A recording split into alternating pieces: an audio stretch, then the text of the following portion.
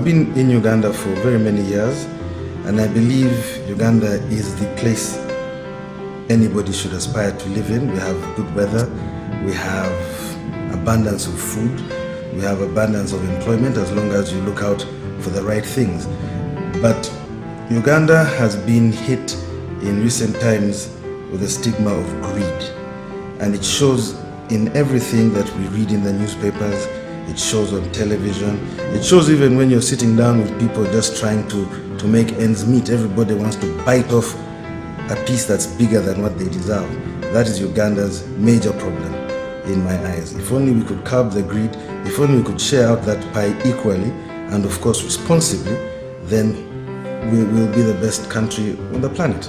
In the next 5 years, I really wish and hope that Ugandans can look at the bigger picture, can look at Uganda as a country, can look at their neighbors, their friends, and see that everybody needs equal opportunity. Because in the next 5 years, I don't want people to be calling me up saying, please, can you find me a job? I want people to be calling me up and saying, would you like to come and work with me? That is what I'd like to see. In the next 50 years, I don't want to see my child suffering. I want to see him prosperous. I want to see him with a good wife, with children, with a family of his own, living the dream. That's what I would like to see in Uganda. That's my honest opinion. And I'm Mark Kaheru, I'm Ugandan. What do you say?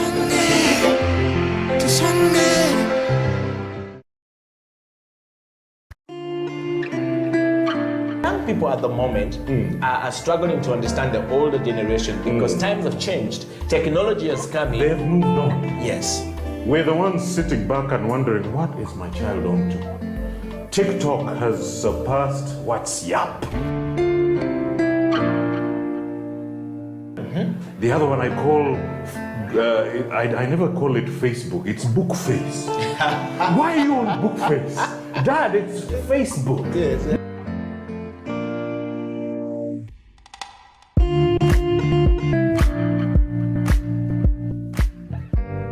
Me, I keep saying, I have a foot amongst the millennials. Yeah. I understand the traditionalists. Okay.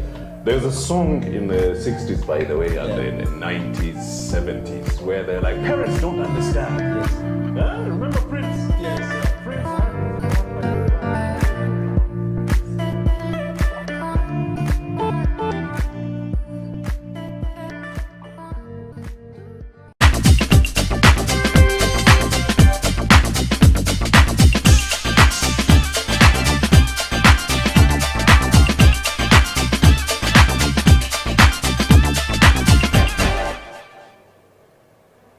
Welcome to the Elders Wisdom Circle. My name is Eddie Okila, straight out of Kampala, the Pearl of Africa. To the rest of the world, we are serving the elders and the wisdom of the elders to the young.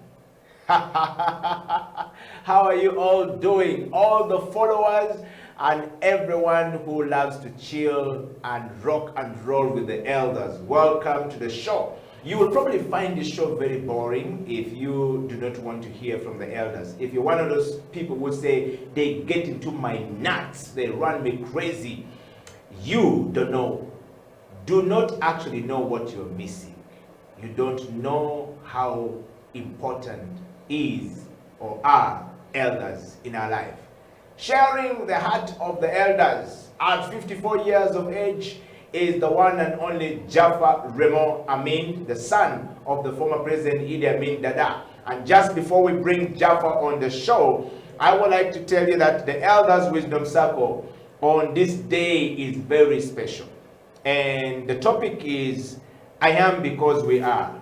The cultural wholesomeness of sharing and caring for each other is very important going forward. Ladies and gentlemen, before I talk about the Ubuntu, I would like to bring the one and only, the son of the former President Idi Amin Dada, the third born son, the man with the wisdom of Amin, the man with the secret box of the former President Idi Amin Dada. Jaffa, welcome to the show. Thank you. How are you doing? It's a pleasure. And today, contrary, you're dressed like Baba. This is Senator. Senator. But I tend to like the ones from Ghana. Yes. Yeah, there's a good shop. Okay. at Victoria Mall. Yes. And another one at Mabirizi. They always take care of me. Senator. Yes. And we would like to say welcome to the Elders Wisdom Circle. Thank you. And we want to start with, first of all, I know we talked about it, the celebration around the former president of Tanzania and the things that he has said. Today on the show, we are seeing people celebrating when he says, get out of your comfort zone and go and work. Wonderful. And people are like, this is coming from the president. There are a lot of mixed reactions about the man, but actually he was a man of character, a man. He was a driven. He was driven.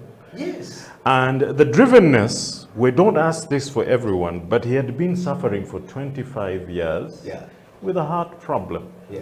So he understood that his life was finite. Yes. The fact that somebody can appreciate that life is finite, and we are not immortal, gives you that drive. Wow. So when you will look back at his 6 years and what he accomplished, you just have to salute the man. I was listening to Lumumba, Professor Lumumba, and he was, I thought I was articulate, but Professor Lumumba, Lord have mercy. That Kenyan is as articulate as they come. Yes. A true African elder with a PhD to boot.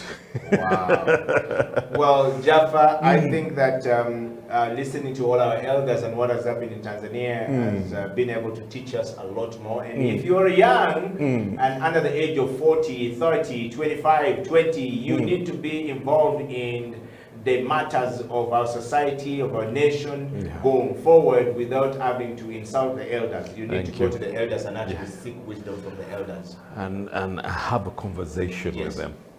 But speaking to power. Yes. Because ordinarily in society, they are the purveyors of responsibility. Absolutely true.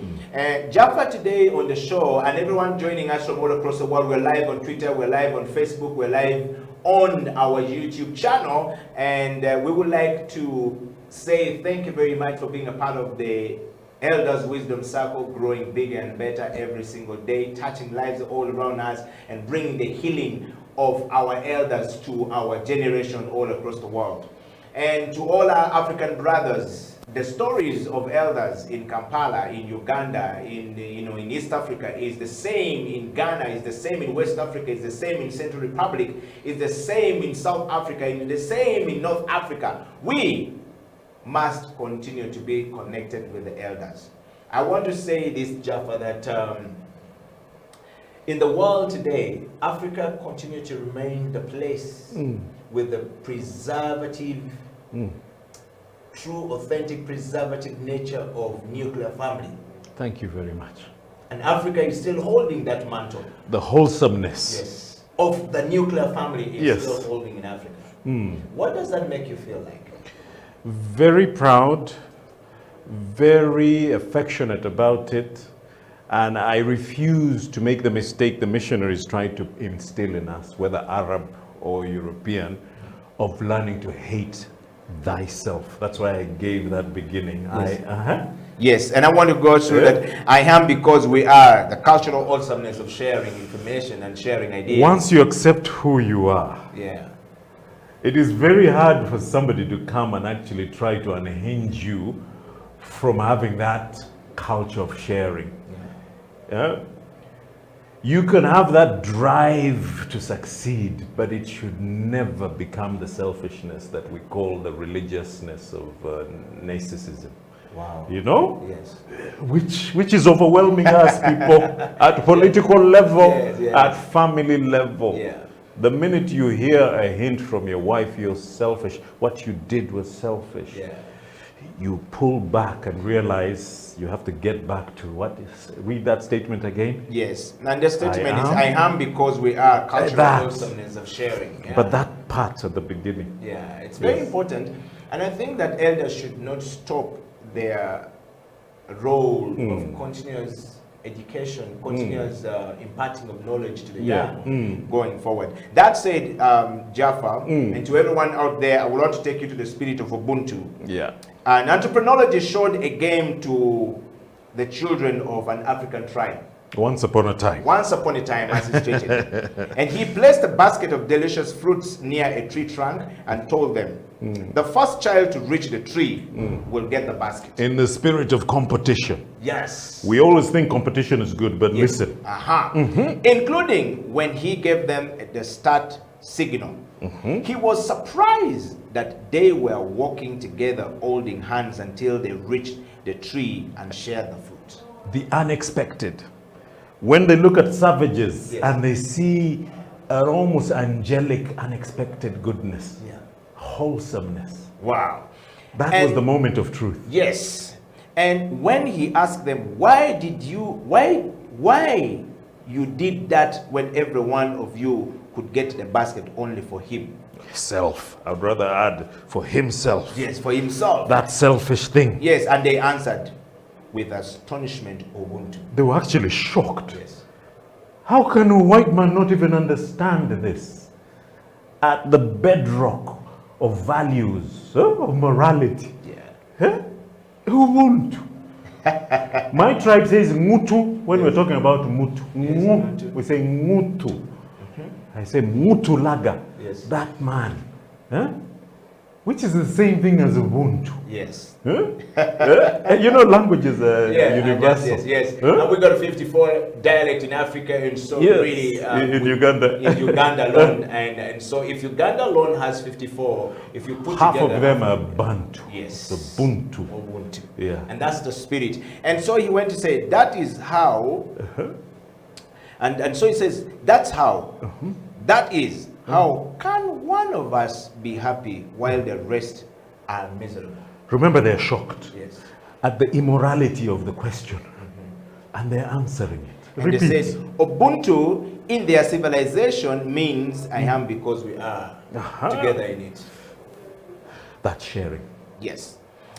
I want to say this, that the indigenous people knows the secret of happiness that has been lost in all societies that transcend them and which considers themselves civilized society. And The they look down African- at us. Exactly. And they look down on us. Which is what we often refer to as the But African capitalism. every missionary who comes here finds the spiritual liveliness and wholesomeness that shames them. The ones who stay learn from it and love it. and love it.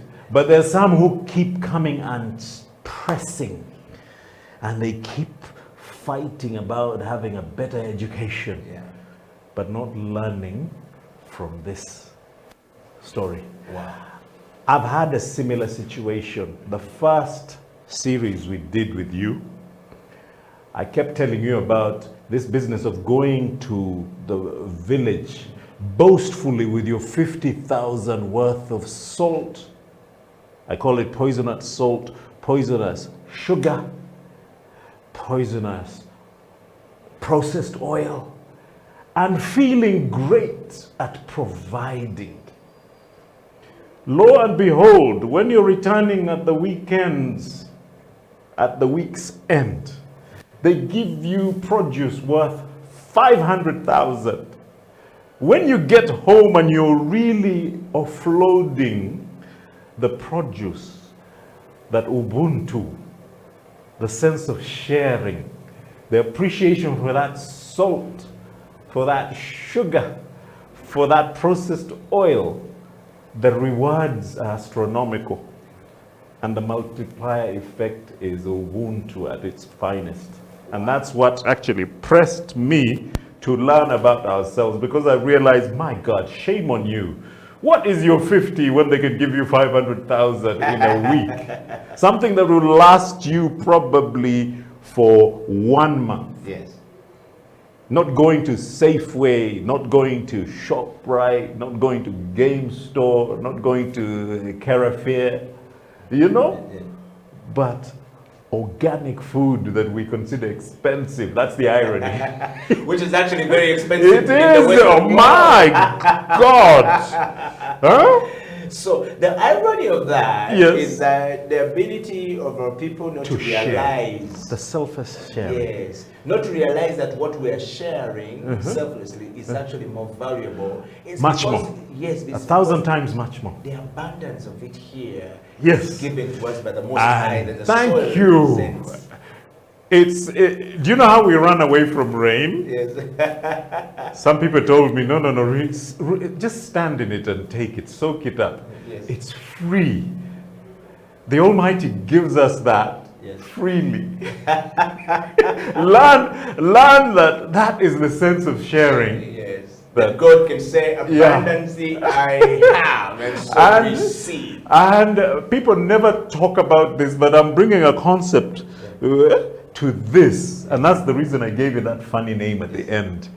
The African capitalism, where we share Yes. while we're gaining. Yes. Not the greed, not the narcissism of yanje. I was making people in the taxi laugh. I said the head of state wakes up and goes yanje, a fear of loss. Yes. Chimurumira, yange. You wake up a fear of loss. Yes. Even the fear of losing your beloved wife to another Yes. is a constant. Ladies and Ubuntu gentlemen. teaches us Yes. to relax Wow. because we have it in abundance. Yes. Today Ladies we're and very gentlemen, spiritual, but yes, and a deep conversation. I want you to know that we're going for a break, and when we come back, Jaffa and I are going to be taking you through for the next 35 minutes of the show. We're going to be talking about the spirit of I am because we are, and the culture of some sharing of the stuff. Like when you go to the village and Jaffa say you give 5 kilos of sugar and you come back with a truck and trunk full of fresh fruits. worth 500,000. What's the equation right now? We'll be right back after the break. Ubuntu. Yes. The equation is Ubuntu. Sharing. The elders with the circle will be right back after the break.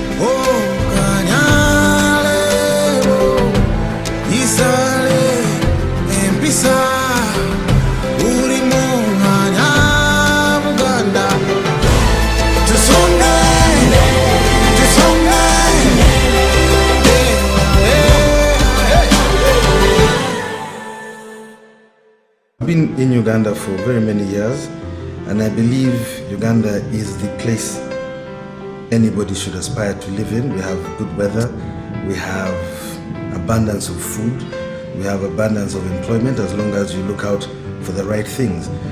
But Uganda has been hit in recent times with the stigma of greed, and it shows in everything that we read in the newspapers. It shows on television. It shows even when you're sitting down with people just trying to make ends meet. Everybody wants to bite off a piece that's bigger than what they deserve. That is Uganda's major problem in my eyes. If only we could curb the greed, if only we could share out that pie equally and of course responsibly, then we will be the best country on the planet. In the next 5 years, I really wish and hope that Ugandans can look at the bigger picture, can look at Uganda as a country, can look at their neighbors, their friends, and see that everybody needs equal opportunity. Because in the next 5 years, I don't want people to be calling me up saying, please, can you find me a job?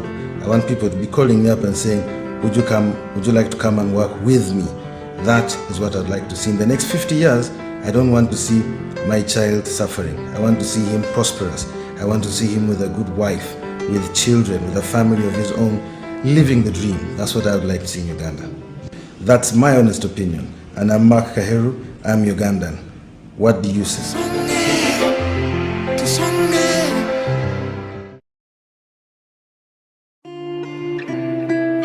Young people at the moment are struggling to understand the older generation because times have changed. Technology has come in. They've moved on. Yes. We're the ones sitting back and wondering, what is my child on to? TikTok has surpassed WhatsApp.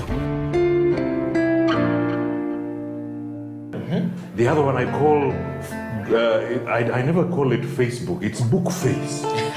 Why are you on Bookface? Dad, it's Facebook. Yes.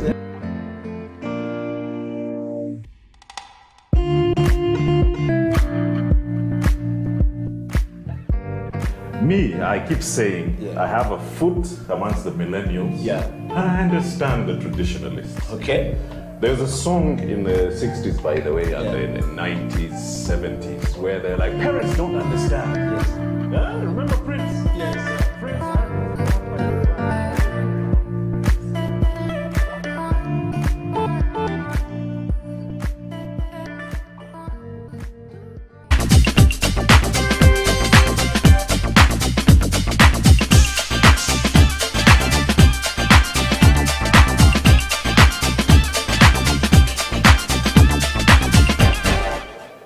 Welcome back from the break. This is the Elders Wisdom Circle. In the studio is myself, Eddie Okila, and Jaffa Remo Amin, the third born son of Idi Amin Dada. We believe that this man has the wisdom of Amin.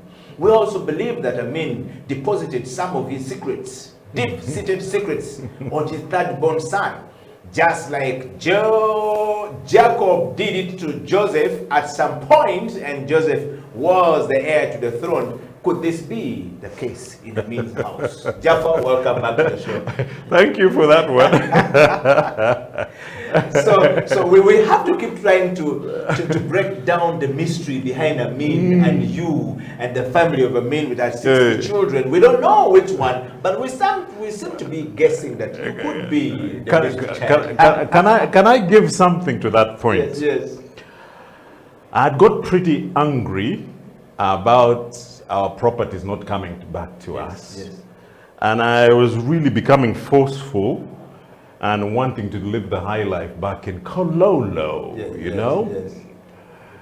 But he told me, "De Malta Dunya, these are worldly things." He would say, "These are worldly things." Yes. Do you know how that shames you back into your shell? You are going full throttle to become very demanding. You know, I call it the Biafre syndrome. Yes. Demanding. But he was reminding me, these are worldly things. Wow. He's the type of person who, when the people had decided that the Cadillac, the expensive cars, they were all packed at Nakasongola. They were loading them onto a Hercules to take them to Libya. He finds out, he said, no. Take those cars out of there. Where are you taking them? Now, others would have loaded them up like the Gambian president. He loaded his cars to exile. He needed his hammer. He needed his Rolls Royce. He needed things.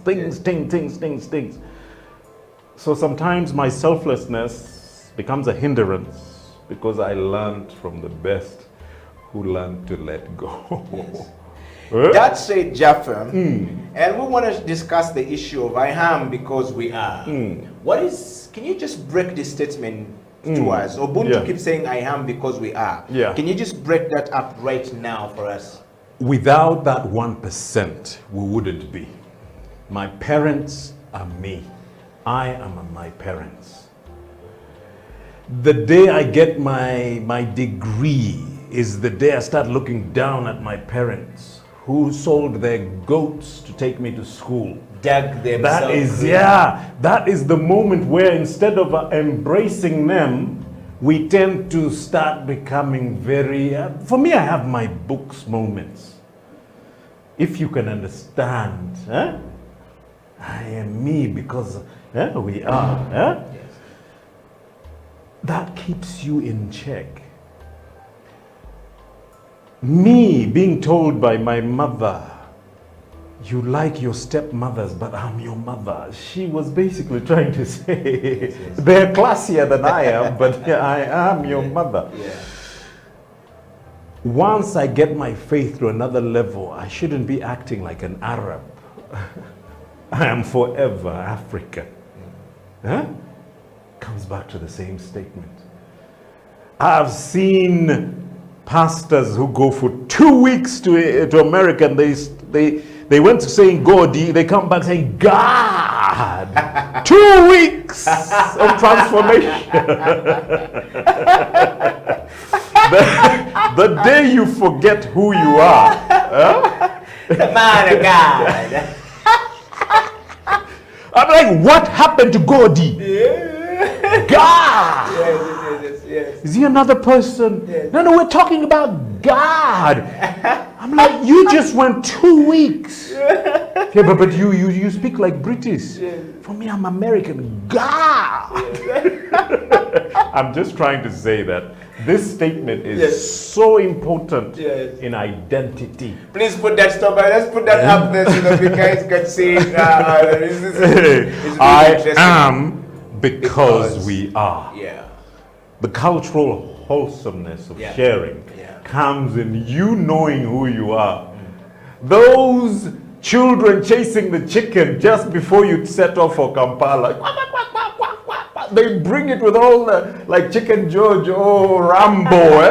No, who's it? Sylvester Stallone as the boxer. Yes. Rocky chasing the chicken to get it for you so that Eddie gets it back to Kampala. That infinite sense of sharing comes from actually love and acceptance of who you are. Huh? Me, that's the reasoning behind that statement. Wow. Well, you heard it. The story of I am because we are is quite a very important situation right there for us to be able to look into. Jaffa's just broken it up for us. Sometimes we don't understand the elders that you are now a university graduate, but your father sold goats, chicken, cows, rats, everything else to raise the money to take you to school. You are who you are today because of them. How much respect do we give to the elders? How much respect are you giving back to your father? That is the statement we have on the screen right there. Think about it. Think about the statement and say, before I abuse my father, my mother, that they don't wear good clothes or they don't dress well. Or they don't understand. They don't understand. They should know that they sold goats and cows. They cared enough for you. Yes, they dug so much so that their son and their daughter can have something. Me, that's the true meaning of sacrifice. Wow. And a mother's selfless love is the #1 form of that. They give everything. Jaffa, we want to hasten to the next one. The cultural wholesomeness of sharing. I use my word. I know everybody thinks about it. Yes. African capitalism. I'm tired of listening to capital socialism because they use it as a dirty word in the West. Yes. Yes. What we got from the Magufulis at the tail end of Nyerere's revolution was African socialism. But if China can transcend that and become a command capitalist, ours should be African capitalism, where we can share while earning from it. I wanted to, while you share that about the Africa, and then I want to bring this together. Most African countries today have closed their borders to their own fellow Africans. You need a visa to enter South Africa. But we're within, from moving from the eastern part of Africa to southern part of Africa, you need a visa. Just to enter Rwanda here, we will need a, Kenya here, we need a security vetting. Security vetting. Interpol. Yes, and everything, and a visa to enter. And I'm saying, where do we draw the line of this Ubuntu spirit that you're talking about? Have our elders stopped speaking to us to tell us, look, young men and young women? I feel that the leaders started clashing heads. It happened at a moment when, ironically, we had already given each and every person to get a how do you call it? Kitambulisho.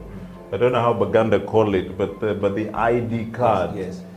The ID card is so not analog. It is so digital that you can just pass through every location in East Africa normally.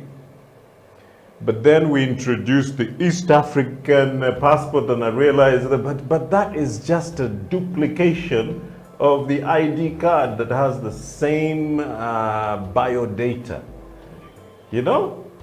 And we should be able to just use our ID card to cross over. It's only at SADC level, and Professor Lumumba was really discussing that way forward, the roadmap, where SADC, East African Community, the West African ECOWAS, let's see that marriage, people. There are only about 5 regions. But these regions have elders. The West African have elders, and elders always sit together. Ironically, our cultures actually work together. Our cultures are we are very cohesive. The food we eat are cohesive. The food we eat are similar. And the way we relate with each other are very similar. It's the same. The similarity between the things that we say we do is who we are. We are black. The danger is the colonial languages. Francophones looking down on the Anglophones who look down on the Germans. I was trying to explain to somebody that, look, actually a Murundi lady was the first president in the region. They said, but she's not from our region. Then I answered the gentleman that, tell that to the Germans who ruled the 3 countries simultaneously, Tanzania, Burundi, and Rwanda. They were the German subjects. Yeah. Tell that to a German. They said, no, they're one. And their cultures are one. Language. The language barrier is actually the greatest hindrance. Yes, but I want to put this to you, Jaffa, as my third question just before we take a break. The Western world have their language. The English, which is predominantly spoken in Europe, and the Dutch, they have their language. They have never lost their identity to their language, which means their culture still remains the same. Yeah. Where have we gone wrong in Africa that when we start to speak, we forget about their culture? I may have been born in an era where my father, my mother was not able to teach me my own language for some one reason or the other, but that doesn't mean it takes away my identity and culture, my sense of culture, my sense of belonging, and take it away, because I still feel I am who I am today because I'm African. We are. Yes, because we are. The reasoning was, unfortunately, whether it is my Arab brothers or my European brothers, we tagged languages within the parameters of satanic. They started preaching that your language is satanic, your culture is satanic. So stay away from it. The Musomi, the one who reads, who learns Latin fastest, who learns Arabic fastest, is more wholesome. It was a way of breaking us away from who we are. With slavery, remember the Toby? The man was Kunta Kinte, but was being whipped into submission to accept a slaver's name. I find my good friends in the West, I'm talking about Western Ugandan, they like using Western son names. You hear somebody called Johnson Biaruhanga. I'm like, you have double son name. He said, no, that's my Christian name. I'm like, no, that Johnson is a son name, and then Biaruhanga is a son name. Yes. Where's your Christian name? He looks perplexed. Another one comes from the corner, I am Jackson Mwanga. Yeah. I'm like, oh my God, that is a Scandinavian name, son name, and here you're a Mwanga. What's going on? I'm saying they pulled us, ironically, away from who we are. If somebody can get to that point of having a double son name. Yes, I think, well, I have the same, but I don't know whether I have the same name, but I have Okila. and I have Eddie. So, but Edward is a Christian. yes, yes. So I want to go to my friend Onyaito Deke and Diwato Chom. Yes, please. Change their names and want to swap Pan-Africanists. The next one is Pastor Senpai. Says, I want to change my name from Sempa to Baba Gwanga. But his Sempa is perfect. Yes, Sempa. You Muganda. That one is a gere. Those ones came. Those ones are Banyoro. He said no. Royals are Banyoro. Royals are Banyoro. But his father is Royals. Indian. His father is an Indian, and his mother is a Muganda girl. But he got married at the wrong time, and so your dad asked those who want to stay here to stay, and those who don't want to stay to leave. And so his father's family chose to leave. So Sempa said he grew up without the father. He was sharing his story here. So he said he wants to change his name. But I just want to bring this to the context of these guys changing their names. What do you have to say? Because you're saying we have double names.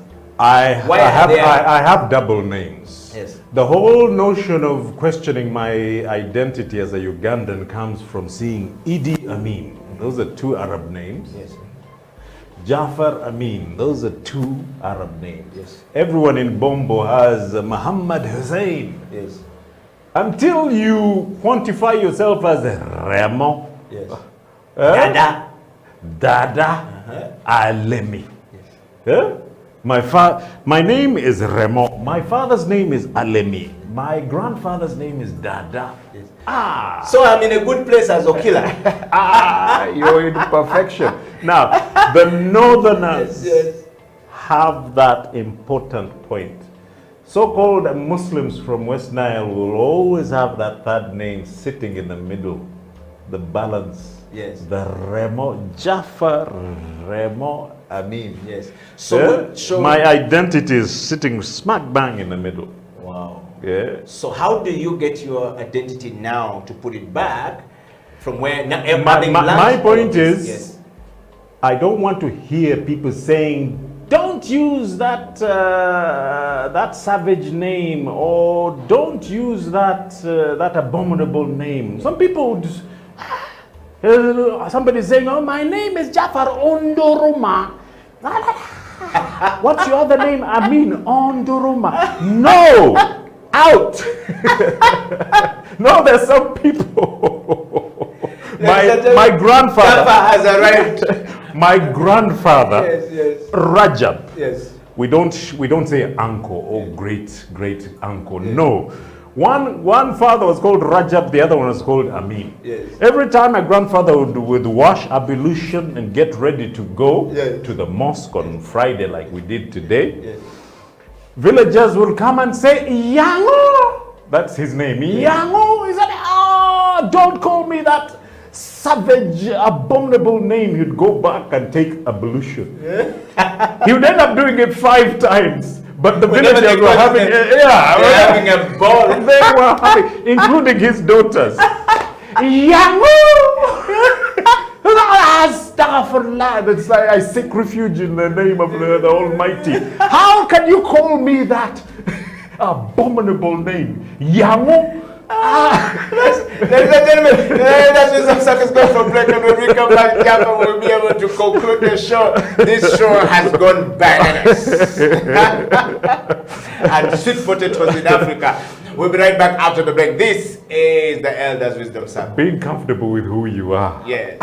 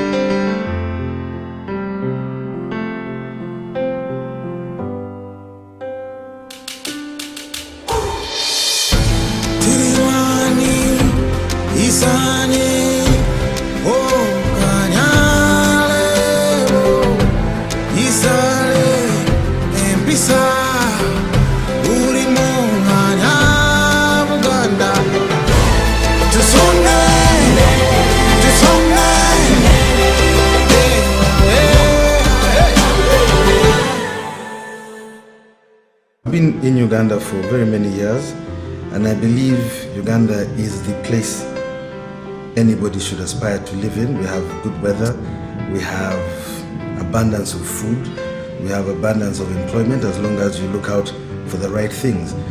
But Uganda has been hit in recent times with a stigma of greed, and it shows in everything that we read in the newspapers, it shows on television, it shows even when you're sitting down with people just trying to make ends meet. Everybody wants to bite off a piece that's bigger than what they deserve.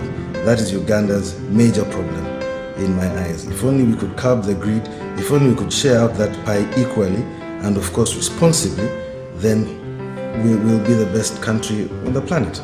In the next 5 years, I really wish and hope that Ugandans can look at the bigger picture, can look at Uganda as a country, can look at their neighbors, their friends, and see that everybody needs equal opportunity. Because in the next 5 years, I don't want people to be calling me up saying, please, can you find me a job? I want people to be calling me up and saying, would you like to come and work with me?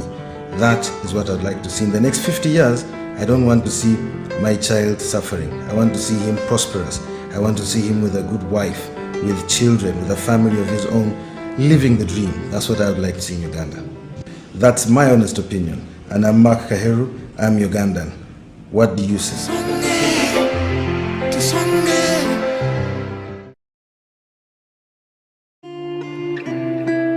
Young people at the moment are struggling to understand the older generation because times have changed. Technology has come in. They've moved on. Yes. We're the ones sitting back and wondering, what is my child on to? TikTok has surpassed WhatsApp. The other one I call, I never call it Facebook, it's Bookface. Why are you on Bookface? Dad, it's Facebook. Yes.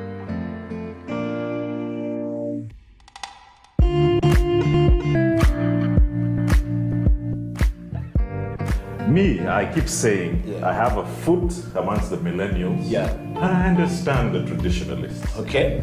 There's a song in the 60s, by the way, and in the 90s, 70s, where they're like, parents don't understand. Yes. Remember Prince? Yes.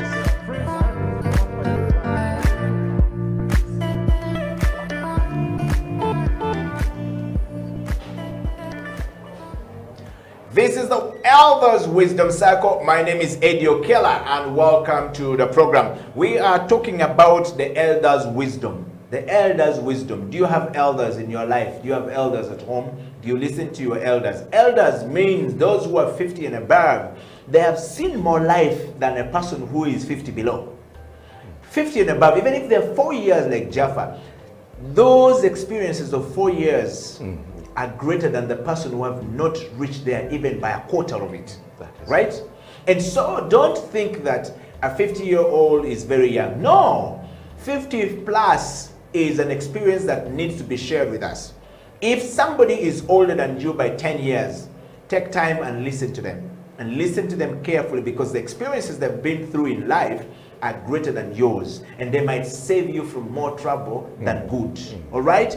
And so on this show, we tend to share some of the things. And today, Jaffa is talking about I am because we are. And that means that the name we have in Africa and the things we're going through in Africa is because our elders defined them for us. It's because the elders, those who came before us and left before us, have done something greater than we have not done ourselves. So we must learn from them and move forward.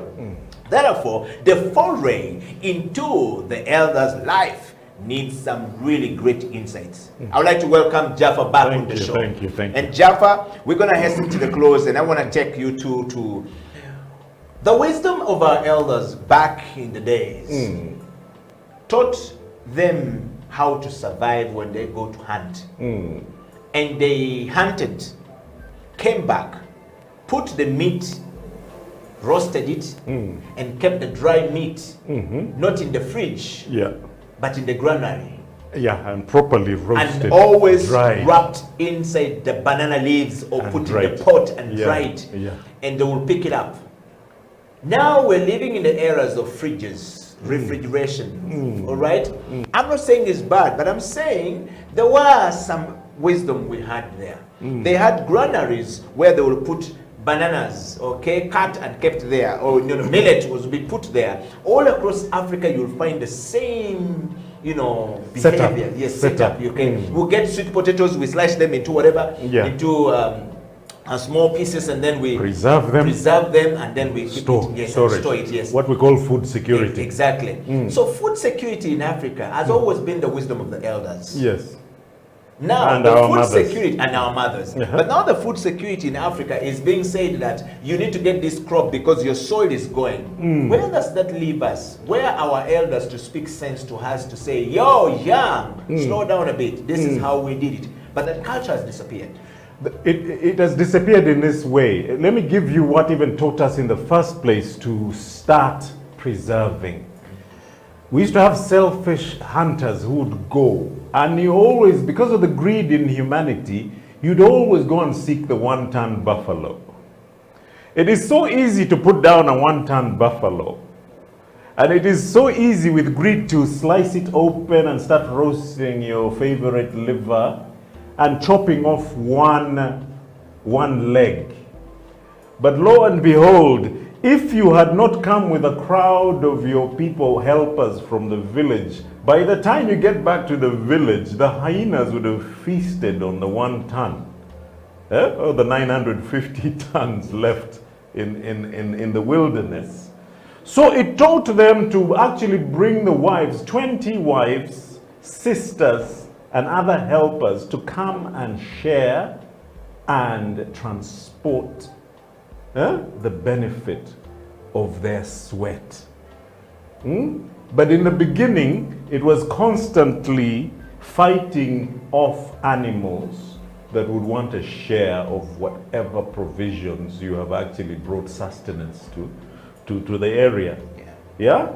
So if you see us doing gugus, we call them gugus. The how do you call them? The food storage. Granaries. Yes, the granaries.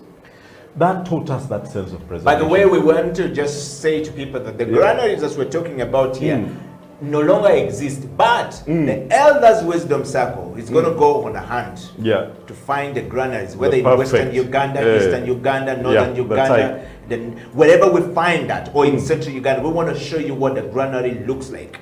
And can I tell you something that's dear to my heart? What we need to do is to reach to some of the elders to tell them, put a granary for us and put some stuff inside. Yeah. No, the challenge is... The challenge is this, where mothers come, they cut the palm fronts, and they build for you a granary right in front of your eyes. It's like knitting, because they're using palms and palms. It preserves better. Put the platform, setting it with the. Now, there's an architect from West Nile called Waswa Primo. He has useful names. Primo. You wonder where it comes from. Japan. I drive Primo. Waswa has built an 8-storied design for a cultural center, which we want to build in every region of Uganda and multiply it 15 times and try to do that to every location in the whole of Africa. I want to introduce that to Baba Professor Lumumba, because we're together in an ironic company called Saint Africa, where we're going to highlight the positives of our people. This is with Bedford Buyungo. Yeah, Bedford Buyungo, if you're listening. And Professor is in town, by the way. Right now. I think he's No, he was yesterday live on NBS. Okay. And NBS is a TV station in Uganda. But these are the people who are saying, we have a right to call our people saints. Saints in the sense that all goodness resides amongst those who are saintly characters who would actually give back to society. Which is the cultural wholesomeness of sharing. And the whole point of I am because we are, and understanding and accepting who you are. You know? Remember me laughing at my grandfather? A lot of people do that. Yeah. And that explains somebody calling himself Johnson Biarohanga, or Johnson Alemi, or Jafar Amin, instead of Remo Alemi Dada. If you want to chum this one here for you, and of course, Onyaito Deke, they will love this show today because they changed their names back to Onyaito Deke, Hidiwato Chum. Learning to love yourself. Yes, and that's a cool stuff. Yeah, remember the girls who came last week? I hope you really go get a show for them. There's a part that Americans did to us that we are not doing to ourselves. They would always say, I am somebody. You might not love who I am, but I am somebody. Yes. I am somebody. It became a chant. For us, the people who are Black Panthers, I am somebody. that looking in the face that we were talking about two shows earlier. Yes. Learning to love ourselves comes out very beautifully with the Ubuntu statement. I am because we are. Please put that topic up there, and we're going to ask Jaffa the last question as we hasten to the close of the show today. We are talking about, put it up there. We want to keep it up on the screen for some time so people can see it. I am because we are, the cultural wholesomeness of sharing. And we're talking about the Ubuntu. And I always talked about, if we do not give ourselves a chance to live and to breathe, the things that are very important to us, we're going to lose ourselves in the process of transition. That is it. And if our elders are not preserving our cultures or writing about it, we are going to lose our sense of identity. Jaffa, we suffer the biggest sense of identity as a country. Yes. As a continent. Yes. The biggest problem we have is our sense of identity has been confused. It's a fluid, Onyaito Deke says it's fluid in this generation that we don't understand what we stand for. Who am I? What am I? What are the values that define me as a person? Is lost. We need elders in the fireplace to tell us this. Why and how can we put back our identity? Where can we find the elders who can speak life and sense back to us? Let me give you a beautiful one. My favorite place is called Kidepo. Kidepo, when you go to Morongole Mountain, then you go to an incredible crater lake near Turkana, and then you come to Elgon. It seems to be an epicenter of all life, all Africans, or the essence of all our genetic identity. Now you find a rabbi coming from Israel saying he's looking for the lost Hebrews in the very same vicinity. If somebody has spent his years in Igbo trying to be an Israelite, rather than understanding that they came from me, you will never settle in who you are. That explains me calling myself Jafar Amin. I'm too busy trying to be an Arab. But there's the wholesomeness of being a Muslim and a Christian. It teaches you the highest sense of morals, but it also teaches you a heightened sense of entitlement of who you are. When we balance that by accepting who we are, and you're shocked by a rabbi who says, there's an epicenter here of the 10 lost tribes, because for us, we only have, he was telling me strange things. We only have the Benjamins and the Judahs. Those two are the only ones who went back home. The rest are here. And he pointed the location. I'm like, wow!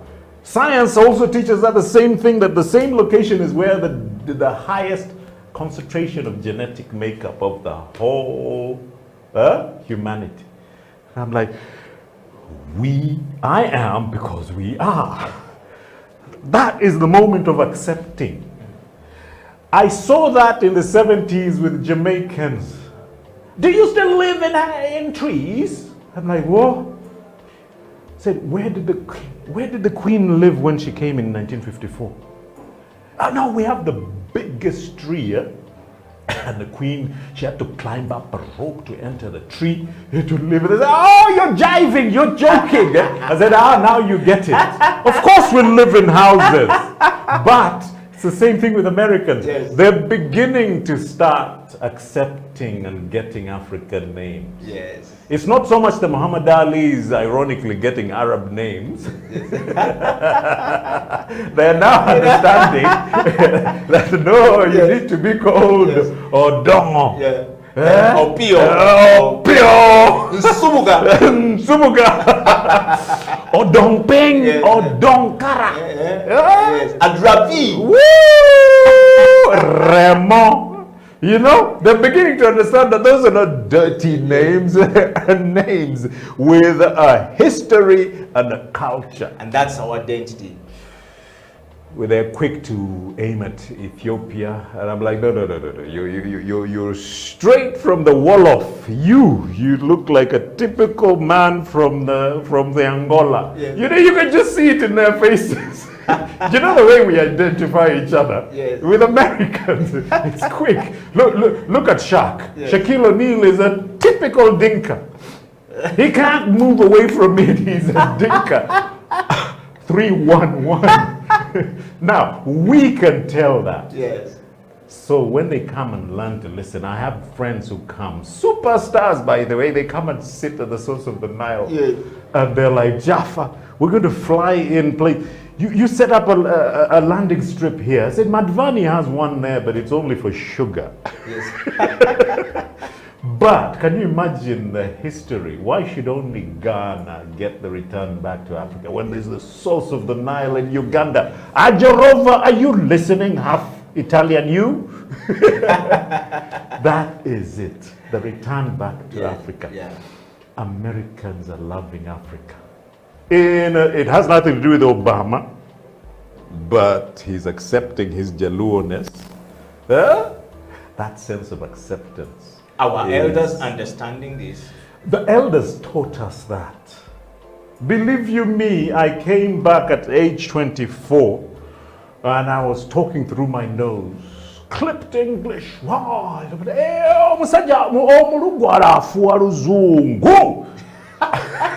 I had to put on the brakes and listen. Well, that's how I learned to listen from 1990 to date at age 54. I shaved my beard yesterday. I got tired of looking old, but I'm not old. But why do you want to look young? You should No. Masulugo is good. No, it's my vibe. It's the wife is like, honey, you're making me look old. You have to listen. They say it with the eyes. By the way, they say it with the eyes. Jaffa? They say it with the eyes. We're going to bring the show to an end today. The shows are going to end. The show is too much power, too much energy, and too much wisdom. But welcome to the show today. Thank you. And as always, the toast. If you want to get this cup from the Elders Wisdom Circle right here, you've got to write a comment to us. Of course, or write an email to us at houseoftalenttv@gmail.com and we will be able to give you the card. But tell us the comment, what have you learned from your elder? And we need Bedford and Professor Lumumba to get in on this. Ladies because and gentlemen, I was blown away for the first time I ever heard on a panel a man speaking for 3 minutes. And to me, it spoke to my heart. The heartbeat of Africa. And I'm like, Professor Lumumba, where you at? Where you at? We're tossing and He getting out of the Elders He Wisdom belongs Circle, on the right? Elders Yes, Wisdom Circle. Circle. You might have to go to his place. Yes, to get him. We will find Professor Lumumba. Now go to his source. Yes, and we will always find all the elders. Ladies and gentlemen, we've come to the end, and this is the Elders Wisdom Circle. We drink it out. Until next week, it's a wrap. Ubuntu. Ubuntu. Yes, and keep it safe and keep it Elders Wisdom Circle. Until then, it's a wrap. We're out.